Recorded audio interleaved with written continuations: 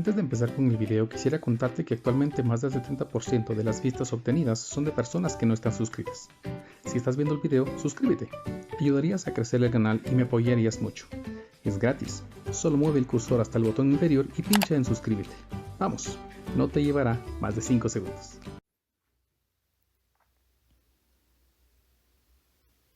Muy bien, chicos, buenas tardes. Vamos a iniciar nuestra actividad del día de hoy. Seguimos avanzando en nuestro contenido de curso. Ya hoy, recuérdense que también estamos desfasados en nuestro contenido, ¿no? Nuestros contenidos y nuestras fechas. Hoy, 1 de agosto del 2022, iniciamos un nuevo mes. Ya se nos fue todo el mes de julio. Trabajamos con el tema de torca y aceleración angular. Recordarán que el último día de clases estábamos hablando sobre lo que era la torca.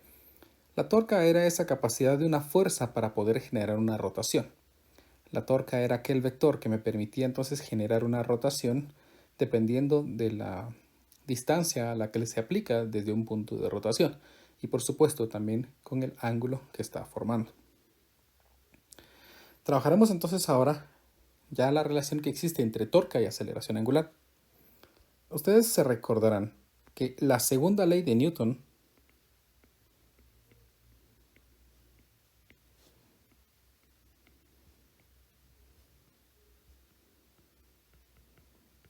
nos dice que la fuerza es igual a la masa por la aceleración. Prácticamente lo que me están diciendo es que la fuerza, es decir, eso que genera un movimiento, es proporcional a la aceleración que se esté generando en ese objeto que nosotros estemos desplazando. O viceversa, ¿no? La aceleración es proporcional a la fuerza que se genera. Mientras una mayor fuerza se aplique, mayor aceleración lograremos y viceversa. La contraparte de esto en la rotación pues va a ser algo muy parecido. ¿Cómo vamos a encontrar esa ecuación? La idea intuitiva sería más o menos lo siguiente. Supónganse que nosotros tenemos aquí un objeto que está girando respecto a un punto dado. Imagínense pues que tenemos aquí un objeto cualquiera que está girando respecto a este eje en ese sistema coordenado debido a una fuerza que se aplica. Imaginen que nosotros pues aplicamos aquí una fuerza en algún punto. Esta fuerza F. Esta fuerza F va a hacer que este sólido, este objeto, gire alrededor de este punto A. Esto va a generar una rotación aquí. Esta fuerza genera una torca respecto a este punto. Vean, si nosotros proyectamos aquí, pues yo calcularía la fuerza y la distancia y tendría la torca total que se aplica. Sin embargo, pues tenemos que notar que todo el objeto, todo este sólido se mueve pues en conjunto. Entonces intentemos analizar únicamente una de las partículas de este objeto. Entonces voy a tomar aquí un elemento diferencial que vamos a llamarlo diferencial de masa. Este diferencial de masa va a moverse en conjunto con todo el objeto. Esta partícula pues está sometida a una aceleración debido a que se aplica una fuerza por la segunda ley de Newton. Ubiquemos a esta partícula a una distancia r desde este origen que yo he creado, esa distancia r. Este objeto pues se va a mover con una aceleración tangencial a. ¿Estamos? Esa partícula se mueve con esa aceleración, una aceleración dada. Recordemos que por la segunda ley de Newton, pues lo que acabamos de ver, fuerza es igual a masa por aceleración. Si yo quisiera encontrar la aceleración de esta partícula debido a la fuerza que se aplica en todo el objeto, pues podría transformar a que, o podría decir que aquí se aplica una pequeña fuerza para que esta partícula se logre mover. Voy a hablar entonces que esa pequeña porción de fuerza genera en el objeto una aceleración. Por lo tanto, me quedaría aquí diferencial de masa por aceleración. Ahí estamos. Sin embargo, pues también podemos ver que esta pequeña fuerza que se aplica aquí está prácticamente aplicando una torca porque eso está girando. Entonces, si nosotros queremos volver esta pequeña fuerza, una torca, pues tenemos que multiplicarlo por la distancia. Entonces aquí me quedaría distancia por diferencial de fuerza Pero al agregar esta distancia de un lado de la ecuación, pues tengo que agregarlo del otro lado también. R por dm por A. Me voy a quedar trabajando con esta expresión. Noten por favor aquí algo bien importante. Es que estamos hablando de que se está generando una rotación. Sin embargo, tengo una aceleración lineal. Recordarán ustedes que en nuestras primeras clases aprendimos que existe una relación entre la aceleración lineal y la aceleración angular. La aceleración lineal se calcula como la multiplicación entre la aceleración angular y el radio. De esta manera, entonces, yo podría escribir esta expresión como R por diferencial de fuerza. Diferencial de fuerza. Se calcularía como R por diferencial de masa por aceleración angular por R. O lo que es igual, distancia por diferencial de fuerza igual a R cuadrado por diferencial de masa por aceleración angular. De tal manera entonces que si nosotros integramos aquí, en ambos lados de la ecuación, pues tenemos que darnos cuenta de que esto ya dijimos que es la torca. Es decir, es la pequeña porción de torca que se aplica sobre ese pequeño elemento. Aquí me quedaría entonces la torca total. Sería igual a la aceleración angular por la integral de R cuadrado por diferencial de masa. Por supuesto, si suponemos que la aceleración angular es constante para esta parte, es decir, no depende de la masa. Noten esta expresión. Esta integral ya había salido antes. Ya la habíamos estudiado. Regresemos a revisar en qué parte de los temas que hemos tratado apareció. Pues esa integral inició cuando nosotros empezamos con los temas de dinámica rotacional. En el momento en que iniciamos los temas de dinámica rotacional, apareció esta expresión, vean, es la misma integral. Integral de R cuadrado por dm. Y a esta le llamamos el momento de inercia. Por lo tanto, yo tengo la seguridad de que esto ya sería simplemente el momento de inercia de ese objeto que gira alrededor de un punto en el que nosotros hemos asignado. De tal manera que yo podría escribir entonces que el momento de torsión es igual a el momento de inercia por la aceleración angular. Aquí tengo entonces una ecuación que relaciona la torca y la aceleración angular que se genera. Noten que esta ecuación prácticamente es la segunda ley de Newton aplicada al movimiento circular. Este es el elemento que genera la rotación, torca, este es el elemento inercial y esta es la aceleración que se genera. Mientras que para el movimiento lineal, este es el elemento que genera el movimiento, este es el elemento inercial y esta es la aceleración que se genera. Vean, fuerza igual a masa por aceleración. Para la rotación, esta es simplemente torca es igual a inercia por aceleración angular. Esta es la ecuación entonces de torca y aceleración angular.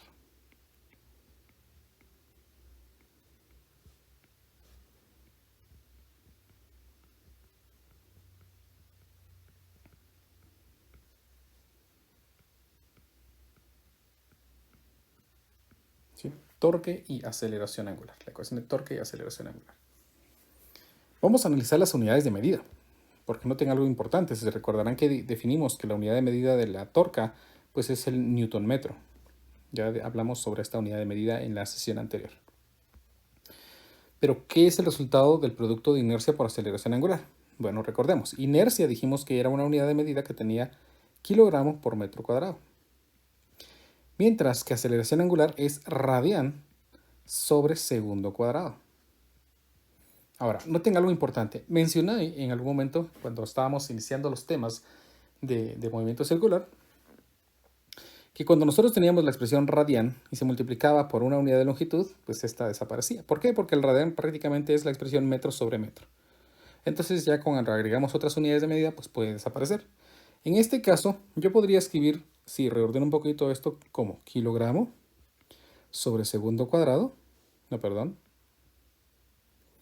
kilogramo por metro sobre segundo cuadrado multiplicado por metro.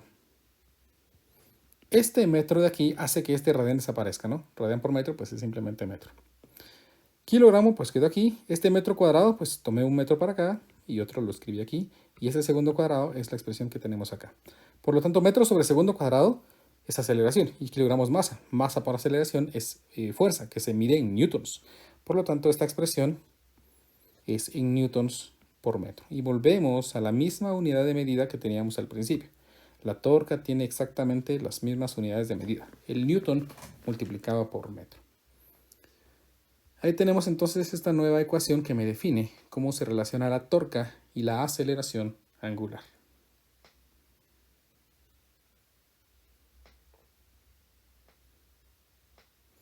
Vamos con nuestro primer ejemplo. Este primer ejemplo dice así. Una rueda de molino tiene la forma de un disco sólido uniforme de 7 centímetros de radio y 2 kilogramos de masa. Vean lo que el problema me está diciendo. El problema me indica que aquí tenemos un disco uniforme con 7 centímetros de radio y 2 kilogramos de masa. Van a ver por qué es importante ese detalle. Parte del reposo y acelera uniformemente bajo la acción del momento de torsión constante de 0.6 newtons metro que el motor ejerce sobre la rueda. Inciso A. ¿Cuánto tarda la rueda en alcanzar su rapidez operativa final de 1200 revoluciones sobre minuto? Inciso B. ¿Cuántas revoluciones da mientras acelera? Recuérdense que las revoluciones se refieren a las vueltas, ¿verdad? Tenemos esa unidad de medida que son vueltas. El problema me dice que tenemos un disco, entonces hablemos de la forma que tiene el elemento que gira. En este caso, pues tenemos un disco con un radio de 7 centímetros, o sea, 0.07 metros, y una masa de 2 kilogramos. ¿Sí? Sí. Parte del reposo. Entonces el objeto parte del reposo y acelera bajo, parte del reposo y acelera uniformemente bajo la acción de un momento de torsión. El momento de torsión le genera entonces una rotación. De tal manera que yo escribiría aquí entonces que tendríamos una velocidad angular inicial igual a 0, porque parte del reposo. Acelera bajo la acción de una torca. Entonces vamos a poner aquí que el momento de torsión es de 0.6 newtons metro. Y el problema lo que me pregunta es cuánto tarda la rueda en alcanzar su rapidez operativa final de 1200 revoluciones por minuto. ¿Cuánto tiempo tarda en alcanzar su rapidez operativa final de 1200 revoluciones sobre minuto? Vean que esta parte pues me daría la indicación de que como que estuviéramos hablando de un problema de cinemática con aceleración angular constante. El inciso B me pregunta cuántas revoluciones, cuántas vueltas. Estamos hablando del desplazamiento angular. Y nosotros complementaríamos este dato con la aceleración angular. Sin embargo, si ustedes ponen atención y recuerdan, en algún momento les mencioné que para poder resolver un problema de cinemática angular con aceleración constante, cinemática angular, tenemos que tener 3 de los 5 datos que se utilizan para este. Es decir, yo necesitaría 3 datos para poder calcular otros 2. Pero sin embargo, aquí tengo un inconveniente. Tengo 2 nada más y me hacen falta 3. Eso significa que de alguna forma yo debo obtener alguno de los datos, el tiempo, el desplazamiento angular o la aceleración angular. El problema entonces me proporciona más información. Me dan el momento de torsión. Y ya sabemos que hay una ecuación que se relaciona con el momento de torsión o el torque y la aceleración angular. Por lo tanto, si yo usara esa ecuación, pues yo podría calcular entonces la aceleración angular. ¿Cómo uso esa ecuación? Pues simple. El torque es la aceleración angular, pero en el momento de inercia por la aceleración angular. De esto entonces, yo sé que la aceleración angular es el momento de torsión dividido en momento de inercia. Como el momento de torsión lo conocemos, que es de 0.6 newtons metro, simplemente me haría falta el momento de inercia. Pero ¿y cómo calculo el momento de inercia? Pues al ser un disco, nosotros tendríamos la información de esto en una tabla que espero que ustedes ya tengan pegada en su cuaderno porque es muy útil. Vean que aquí tenemos un cilindro sólido, un disco, porque prácticamente no me importa la altura que se tenga. Me dice que la inercia es de un medio de masa por radio al cuadrado. Por lo tanto, yo escribiría aquí que esa inercia, vamos a ver dónde se quedó este problema, hasta por acá. Esta inercia se calcularía como un medio de la masa por el radio al cuadrado. De tal manera que de momento yo escribiría aquí 0.6 newtons metro dividido un medio de la masa, que el problema me indicaba que era de 2 kilogramos, y el radio que era de 7 centímetros o 0.07 metros al cuadrado. Finalmente entonces yo de esto puedo calcular de una vez el valor de la aceleración angular. En este caso pues me quedaría 0.6 dividido 0.5, que es un medio, ¿no? Por 2 por 0.07, todo esto al cuadrado. Y aquí obtengo el valor, vean, de la aceleración angular. Imagínense qué valor tan grande. Estamos hablando de una aceleración angular de 122.45 radianes sobre segundos al cuadrado. Ahí tenemos el valor de la aceleración angular. Noten que Newton, o recuerden que Newton es kilogramo por metro sobre segundo cuadrado. Entonces kilogramo se cancela con kilogramo. Aquí tengo metro por metro, se cancela metro cuadrado. Entonces metro cuadrado se cancela con este metro cuadrado y queda el radian. Y queda entonces el radian sobre segundo cuadrado. Como ya tengo entonces el valor de la aceleración angular, ya puedo volver a utilizar estos datos. Vamos a copiarlos por aquí.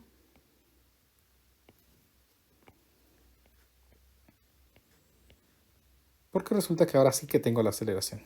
Bien, sí conozco la aceleración. Y me ha dado de 122.45 radianes sobre segundo cuadrado. Vean de que no tenemos unidades de medida homogenizadas. Voy a tener que cambiar este valor. Entonces borramos un poquito por acá. Y escribimos aquí revolución sobre minuto por. ¿Qué vamos a hacer el cambio aquí? Pues un minuto tiene 60 segundos. Y una revolución, que es una vuelta, tiene 2pi radianes. En este caso, pues veamos cuánto sería. Me quedaría aquí 1200 multiplicado por 2pi y dividido entre 60. Y aquí tengo el valor de 1256 aproximadamente. 1256.64 radianes sobre segundo. Ahí tenemos entonces la rapidez operativa final. Bueno, entonces como el problema quiere, vean, ¿cuánto tarda la rueda? Quiere el tiempo. Debo utilizar entonces una ecuación de cinemática que involucre la velocidad angular inicial, el tiempo, la velocidad angular final y la aceleración angular. ¿Qué ecuación puedo utilizar? Pues hay una bien sencilla que me dice que el valor de la velocidad angular final es igual a la velocidad angular al inicio más la aceleración angular por el tiempo. De tal manera que el tiempo sería entonces la velocidad angular final menos la velocidad angular inicial dividido el valor de la aceleración angular. En este caso, pues el valor de la velocidad final la tenemos y la acabamos de calcular como aproximadamente 1256.64 radianes sobre segundo menos el valor de la velocidad angular al inicio, que es 0, y todo esto dividido entre el valor de la aceleración angular. La aceleración angular me ha quedado de 122.45 radianes sobre segundo cuadrado. Determinemos entonces el valor de este tiempo. Ingresemos datos a nuestra calculadora. Me quedaría aquí 1256.64 dividido 122.45. Lo que me da como resultado que es 10.26 segundos. El tiempo que tarda entonces en alcanzar esa velocidad angular moviéndose con una aceleración de 122.45 radianes sobre segundo cuadrado es de aproximadamente un poquito más de 10 segundos. El problema también me pregunta, vean, cuántas revoluciones, es decir, cuántas vueltas da mientras acelera. Prácticamente lo que necesita es el desplazamiento angular. Calculemos entonces el desplazamiento angular con otra ecuación. Hay una ecuación que dice que esto es un medio del tiempo multiplicado por la suma de las velocidades angulares. El tiempo pues ya lo tenemos aquí. Entonces pues simplemente sería esto, el desplazamiento angular, un medio del valor del tiempo, que son 10.26 segundos, multiplicado por el valor de la velocidad angular final, que era de 1256.64. 1256.64 radianes sobre segundo, menos el valor de la velocidad angular al inicio, que es 0. Veamos entonces aquí que el desplazamiento angular sería un valor de 0.5 por el valor de mi respuesta, que es 10.26 aproximadamente, multiplicado por 1256.64. Ahora sí, si todo está bien, si no me he equivocado, pues el desplazamiento angular es de 6.448.12 radianes. Pasemos esto a revoluciones, que son vueltas, pues 2pi radianes, es equivalente a una revolución o una vuelta. Entonces al dividir esto entre 2pi, me da como resultado un valor de 1026 aproximadamente. Eso significa que, por supuesto, si mis cálculos, si no me he equivocado al ingresar datos a la calculadora, pues tendríamos aproximadamente 1026.25 revoluciones. Esa es la cantidad de vueltas que da durante 10 segundos. 1026. ¿Estamos? Así hemos terminado entonces nuestro ejemplo número 1.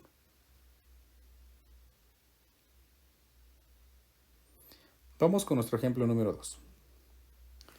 El problema número 2 dice lo siguiente. Un bloque de masa M1 igual a 2 kilogramos y un bloque de masa M2 igual a 6 kilogramos están conectados mediante una cuerda sin masa sobre una polea en la forma de un disco sólido. Otra vez vean, una polea en la forma de un disco sólido que tiene un radio R de 25 centímetros y masa de 10 kilogramos. A estos bloques se les permite moverse sobre una cuña fija de ángulo θ igual a 30 grados, como se muestra en la figura 1037. El coeficiente de fricción cinética es de 0.36 para ambos bloques. Dibuje diagramas de cuerpo libre de ambos bloques y de la polea. Determine, inciso A, la aceleración de los dos bloques e inciso B, la tensión en la cuerda en ambos lados de la polea. Noten algo curioso, vean esta parte. Las tensiones en la cuerda en ambos lados de la polea. El problema me está diciendo prácticamente entonces que la cuerda no va a tener o no va a soportar la misma fuerza en ambos lados de esa polea. ¿Por qué ocurre esto? Porque esta polea ya proporciona momento de inercia, va a proporcionar una resistencia. En el caso de cuando nos asumíamos que esta polea era ligera en cursos posteriores, no analizamos la masa de esta polea, pues asumíamos entonces, se quedaba en evidencia de que la cuerda, pues al no encontrar ningún tipo de resistencia, mantenía su tensión en todo momento. En este caso, como este objeto tiene inercia, se opone a ese cambio en su movimiento, pues entonces hay una tensión diferente en cada uno de los lados. ¿Estamos? Ahora vamos a analizar entonces lo que el problema quiere. En la primera parte el problema quiere, vean, que yo dibuje diagramas de cuerpo libre de ambos bloques y de la polea y determinemos ciertas cosas. Entonces vamos a empezar haciendo los diagramas de cuerpo libre. Empezaremos haciendo nuestro diagrama de cuerpo libre de la masa 1. Esta masa 1, que el problema nos ha indicado antes, que tenía un valor de, vamos a ver si lo ubico, de 2 kilogramos. 2 kilogramos. ¿Quiero verificar? Sí, 2 kilogramos. Se refiere a este bloque entonces. Este bloque tiene un peso. Este bloque va a querer moverse hacia la derecha desde esta perspectiva. Por lo tanto, se genera aquí una fuerza de fricción. Este bloque está siendo jalado por una cuerda que le da una tensión, que ya vimos que son 2 porciones de tensión. Este bloque recibe una fuerza normal del suelo por la tercera ley de Newton de acción y reacción. Ahí tenemos entonces prácticamente el diagrama de cuerpo libre que vamos a trasladar para esta parte de aquí. Vamos a dibujar aquí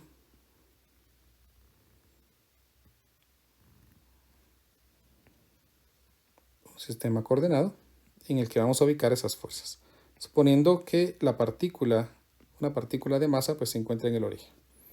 ¿Qué fuerzas dijimos? Pues primeramente tenemos la fuerza del peso del bloque hacia abajo,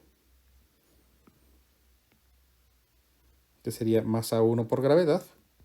Como conozco el valor de la masa 1, pues simplemente vamos a reemplazar de una vez. 2 por 9.8, pues me da 19.6 newtons. Aquí tenemos entonces 19.6 newtons. Tenemos una fuerza normal hacia arriba.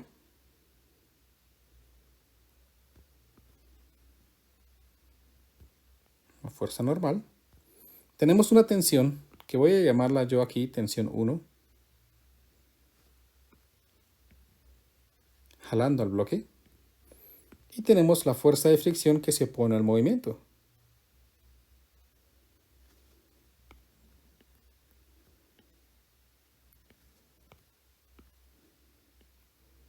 y tendríamos la fuerza de fricción. Ahí está el diagrama de cuerpo libre de este objeto. Pues hagamos nuestra sumatoria de fuerzas, aprovechando que estamos por acá de una vez. Voy a hacer una sumatoria de fuerzas verticales. Sumatoria de fuerzas verticales, y esto tiene que ser igual a 0. ¿Por qué las fuerzas verticales van a ser 0?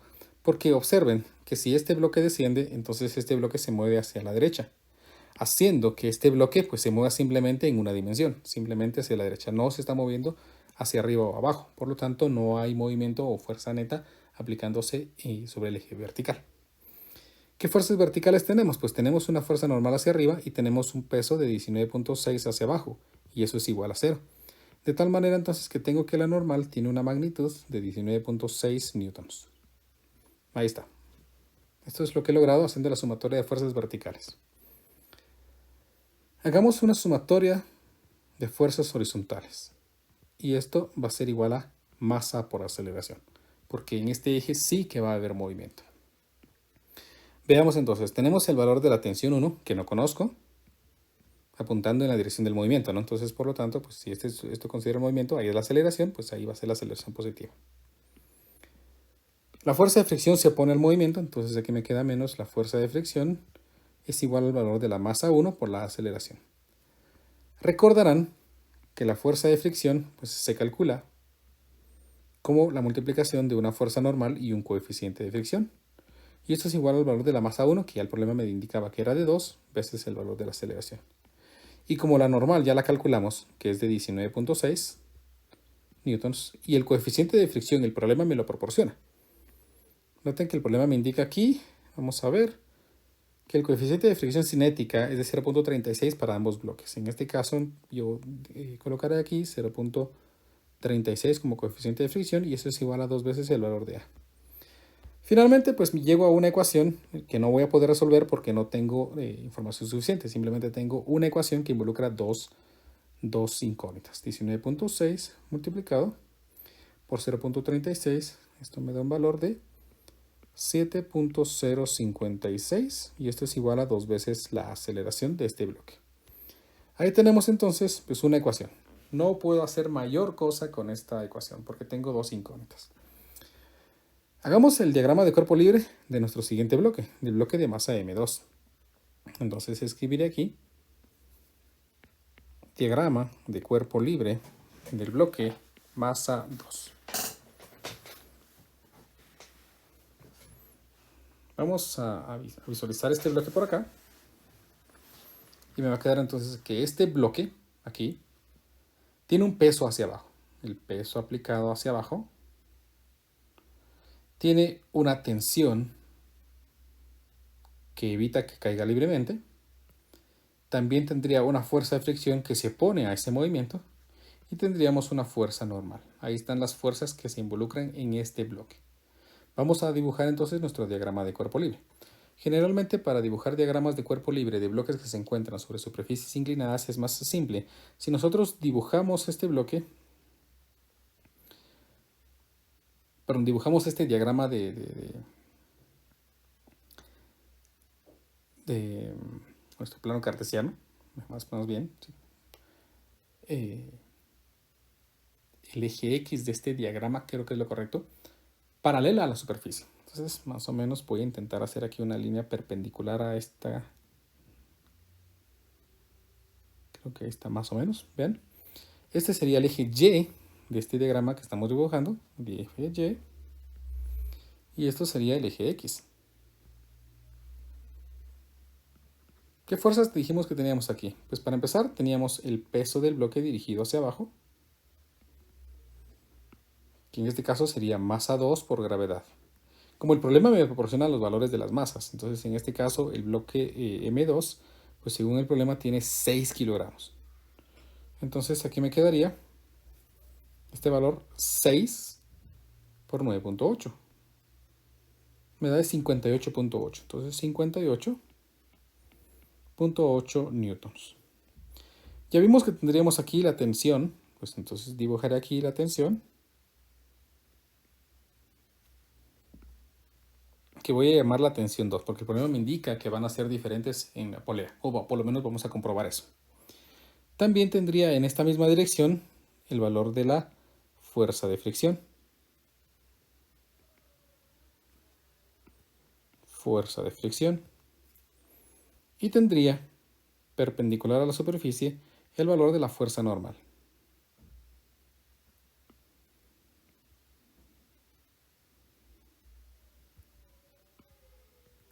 Aquí tengo entonces el valor de la fuerza normal. Ahí está mi diagrama de cuerpo libre. Deben recordar que este ángulo de inclinación aquí, que el problema me dice que es de 30 grados, perdón, queda ubicado en este diagrama que he hecho en esta posición, 37 grados. 37 grados. Bueno, hagamos aquí también, aprovechando el diagrama, pues la sumatoria de fuerzas. Iniciemos realizando aquí una sumatoria de fuerzas en el eje Y estas tienen que ser 0. ¿Por qué la suma de fuerzas en el eje Y debe ser 0? Porque de acuerdo a la ubicación del plano cartesiano que tengo, pues no hay movimiento en el eje vertical, únicamente en este eje X. Por lo tanto, no hay movimiento allí, entonces pues simplemente la sumatoria de fuerzas es igual a 0. Esto me genera entonces que la fuerza normal menos, vean, que esta fuerza no está ni en el eje X ni en el eje Y, entonces voy a calcularle aquí sus componentes. Vamos a dibujarla con otro color para que sea visual. Upa. Ahí está. Esta sería la componente de ese peso en el eje Y. Y esta sería la componente de ese peso en el eje X.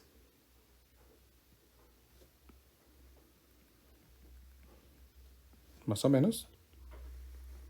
Más o menos. Entonces, ya puedo yo seguir aquí. Menos la componente de este valor del peso en el eje Y, que se darán cuenta que no es nada más que 58.8 newtons multiplicado por el coseno de 30 grados. Y esto es igual a 0. Lo que me da entonces, o lo que me permite ya calcular automáticamente el valor de la fuerza normal. 58.8 multiplicado por el coseno de 30 grados, asegurándonos de que nuestra calculadora esté para trabajar en grados. Esto me da un valor de 50.92. Entonces el valor de la fuerza normal es aproximadamente 50.92 newtons. Ahí tenemos entonces nuestra fuerza normal. Haremos ahora una sumatoria de fuerzas en el eje X. Sumatoria de fuerzas en el eje X. Y aquí tiene que ser igual a masa por aceleración. Y por supuesto, pues masa 2. ¿Qué fuerzas tenemos? Observen de que la única fuerza que tenemos en el eje X positivo es el valor de la componente del peso sobre ese eje, que sería 58.8 multiplicado por el seno de 30 grados. La tensión 2 y la fuerza de fricción se oponen a ese movimiento.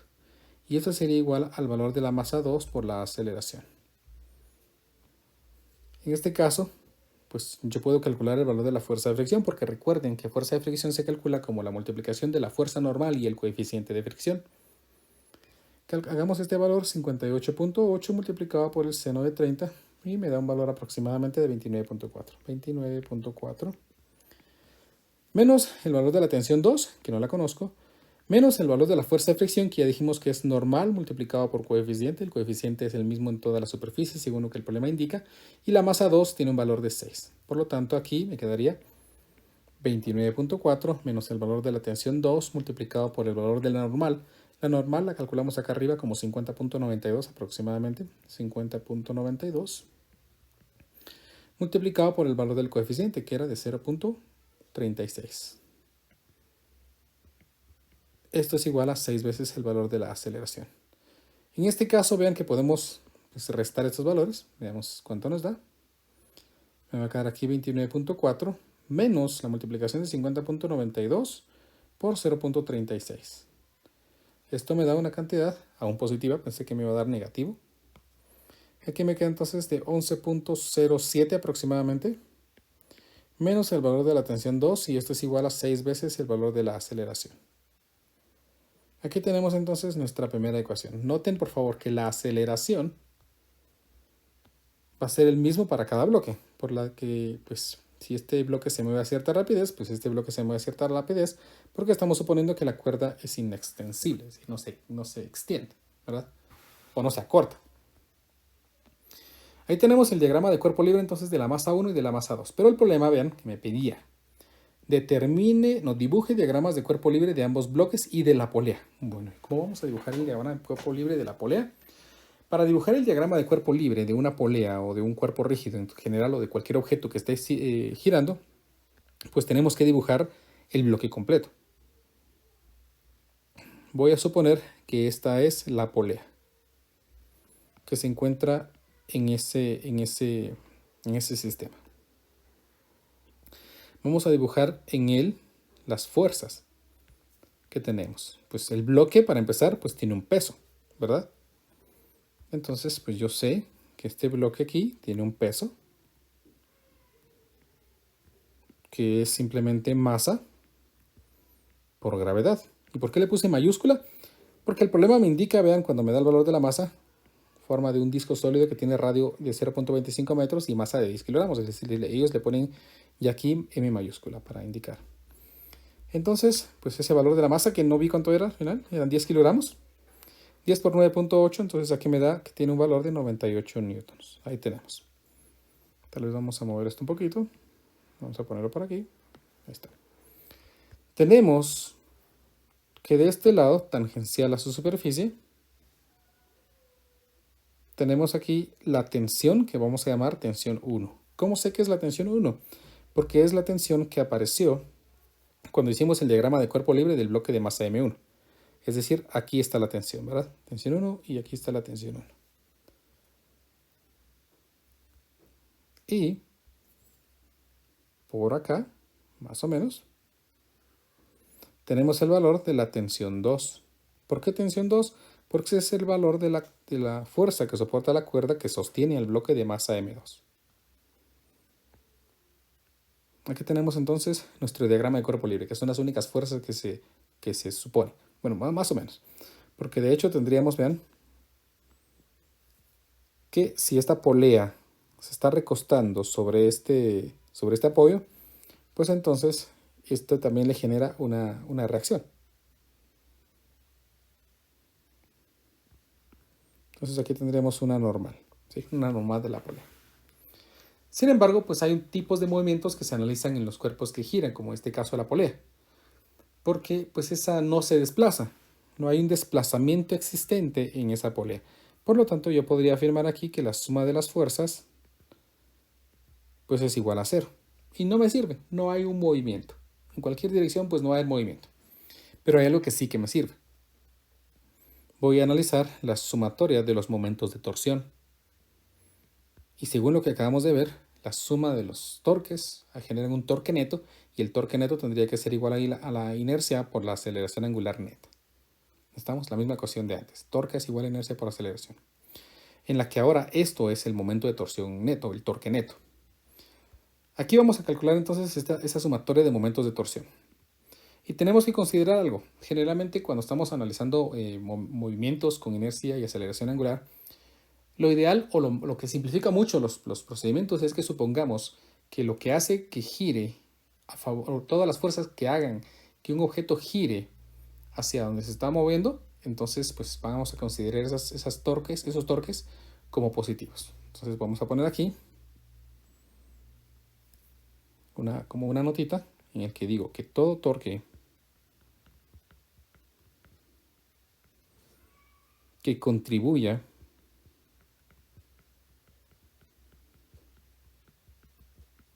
al movimiento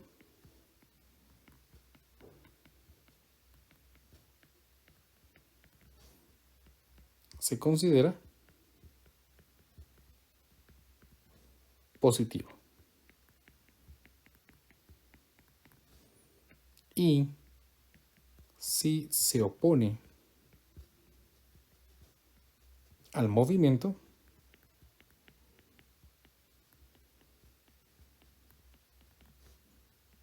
se considera negativo. Esto permite, hasta como que nota, permite simplificar mucho los procedimientos, porque entonces podemos evitar las complicaciones que podríamos encontrar al usar muchos signos. Bueno, entonces miremos. Cuando este objeto de masa M2 desciende, este objeto de masa M1 se mueve hacia la derecha y resulta que esta polea está girando en esta dirección. Por lo tanto, vamos a considerar que todas las torcas que hagan que esta polea gire en esta dirección, pues vamos a considerarla como positiva.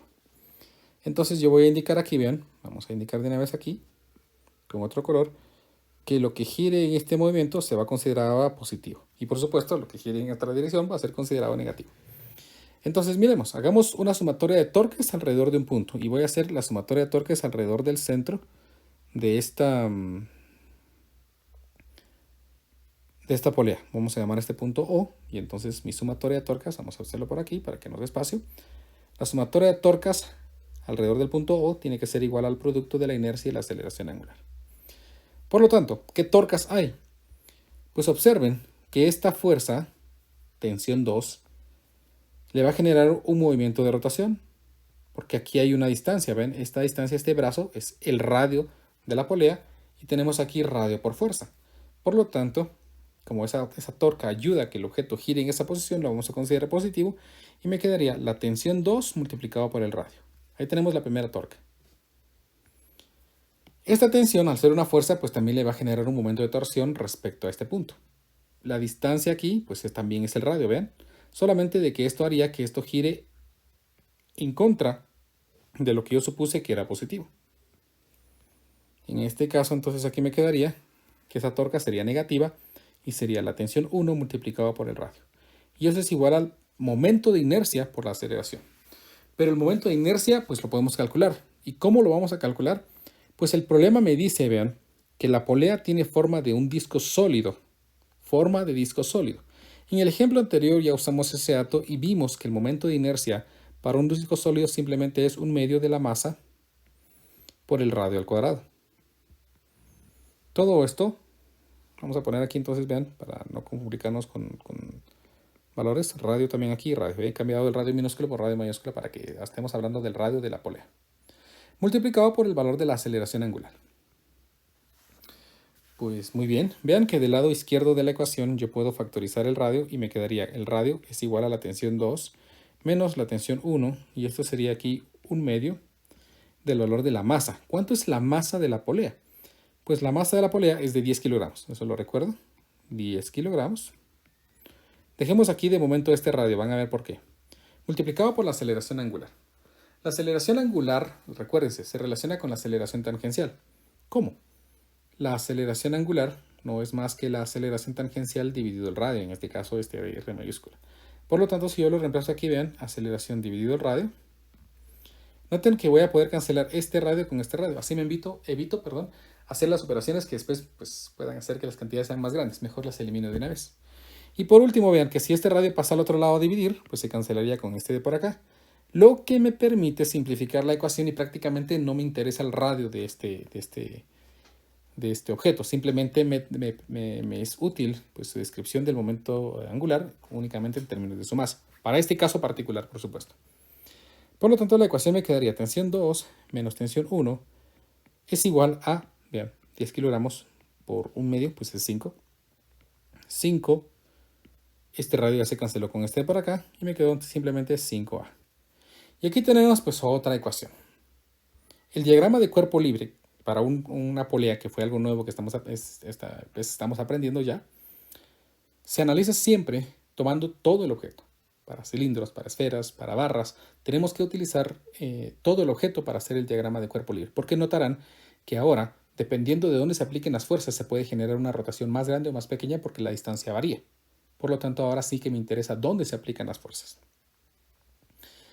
Bueno, aún aquí, pues no hemos terminado el problema, porque el problema estamos todavía en su parte introductoria, que me dice dibuje diagramas de cuerpo libre de ambos bloques y de la polea, que ya lo hicimos. Ahora sí, me dice, determine la aceleración de los dos bloques y las tensiones en las cuerdas en ambos lados. ¿Cómo vamos a hacer para calcular eso? Pues observen lo que nos quedó aquí. Tenemos aquí una ecuación que tiene la tensión 1 y aceleración. Tenemos aquí una ecuación que tiene la tensión 2 y la aceleración. Y aquí tenemos una ecuación que involucra las dos tensiones y la aceleración. O sea que prácticamente tenemos 3 ecuaciones con 3 incógnitas. Reunamos las ecuaciones que teníamos. Por aquí teníamos, vamos a copiarla, así, para no equivocarnos y copiar un signo mal o un dato mal. Aquí tengo una.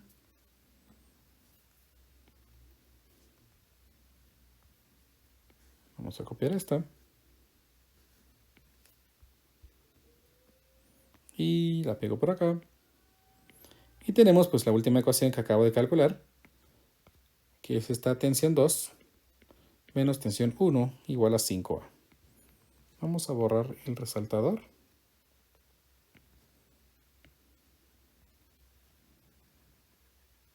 Aquí tenemos entonces ya nuestras ecuaciones. Bueno, ¿y cómo voy a hacer para resolver? Pues no es difícil. De esta primera ecuación voy a despejar la tensión 1.